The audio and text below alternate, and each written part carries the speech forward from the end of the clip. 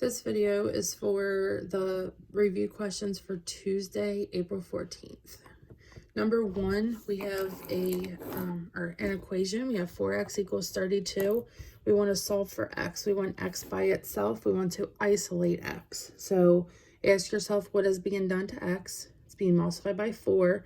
The opposite of multiplying by 4 is dividing by 4. So I'm going to divide this by 4 to get x by itself. Whatever I do to one side, I do to the other. So I'm also going to divide that by 4. 4 divided by 4 leaves me with 1, or x. 32 divided by 4 is 8. So x is 8, and I can check this by taking 4 times x is that 32. So it's 4 times 8, 32. Yes. Number two, you're going to get a number and it's going to ask for the prime factorization. Now, this was a while ago, so let's go ahead and talk about this. What you're going to do is you're going to break down this number, 150, into its prime numbers. Remember, a prime number is when the only factors of that number are 1 in itself. So an example of a prime number would be like the number 2, because 1 and 2 are the only factors of that. Or another example would be 5. The only factors of 5 are 1 and 5. So your prime factorization may look a little different than mine. I'm just going to start with, I'm going to break this down. And I'm going to say 150 can be broken down into 3 and 50. Because 3 times 50 is 150. I'm going to put a circle around 3 because it is a prime number. That means that ends. I can't do anything else with that. 50. What numbers can I multiply together to get 50? I'm going to do 2 and 25. 2 times 25 is 50. 2, I'm circling it because it's a prime factor. 25 is not. So I need to ask myself, what numbers can I multiply together to get 25? 5 and 5 I'm going to do. 5 is a prime number, so I'm going to circle both of these. Now, if you look, all of my ends are circled. They're all prime numbers, so I can't go any further with this. So what I'm going to do is I'm simply going to write these in order from least to greatest. So 2, 3, 5, and 5. And I'm just going to put multiplication signs in between them. So prime factorization of 150 is 2 times 3 times 5 times 5. And if you actually do this, you should get 150.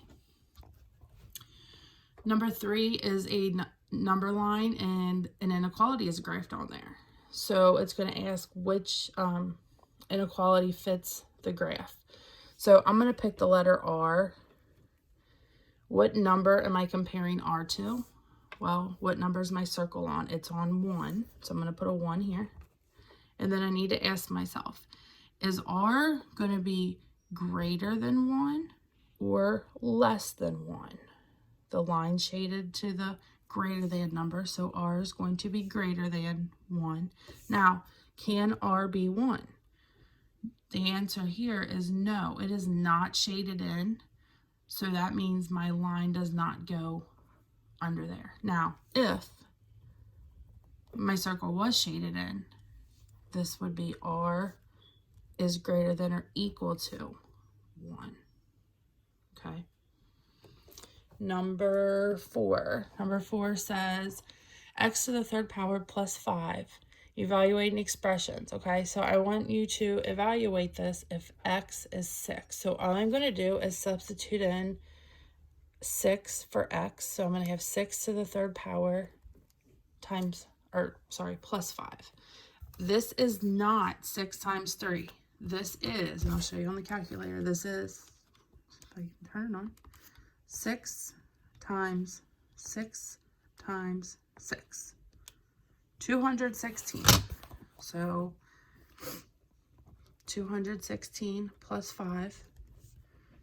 And that is going to be 221. Okay. Number 5, it gives you 2 fractions and a decimal and asks you to order them. I forget if it's least to greatest or greatest to least, but you're going to do it the same way. What I would do first is I would change this decimal to a fraction. If I read this, this is 4/10. So I'm just going to cross this out and I'm going to rewrite it here. It's just 4/10, like that. Okay. Now, in order to compare these, I need to try to come up with a common denominator for these. I'm going to go ahead and do, let's see, 2 and 10, 20, but 3 does not go into 20. Actually, you know what? I'm just going to multiply all three of these. So 2 times 3 is 6, times 10 is 60. So I'm going to make all the denominators 60.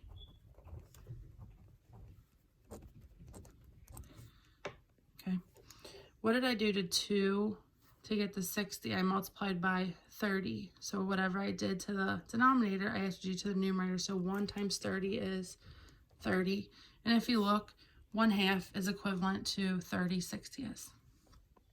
Next, I have 1/3. 3 times what is 60? Should be 20.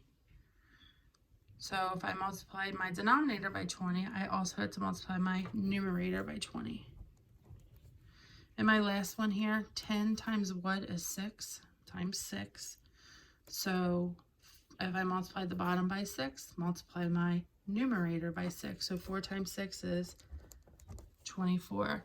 And if I ask you to do least to greatest, the least fraction would be this one right here, which would be 1/3.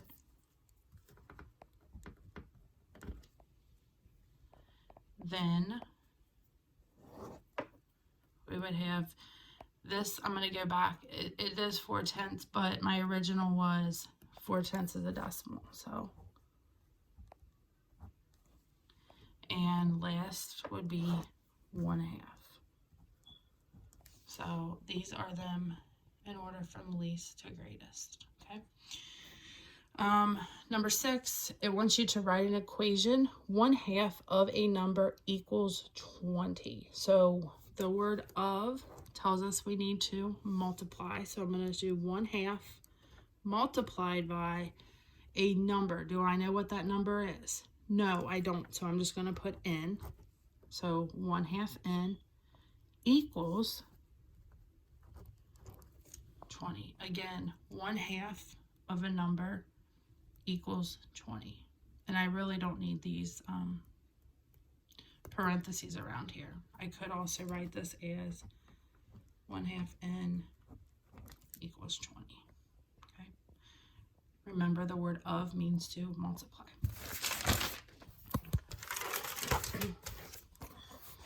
Number 7, Sarah divided 3 1/4 cups of candy into 1/2 cup portions. How many portions did she have? So the key word here is divided.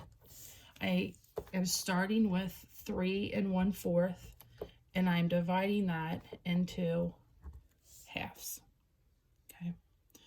Now, when we divide fractions, we did this yesterday, but you have to do keep, change, flip, okay, KCF.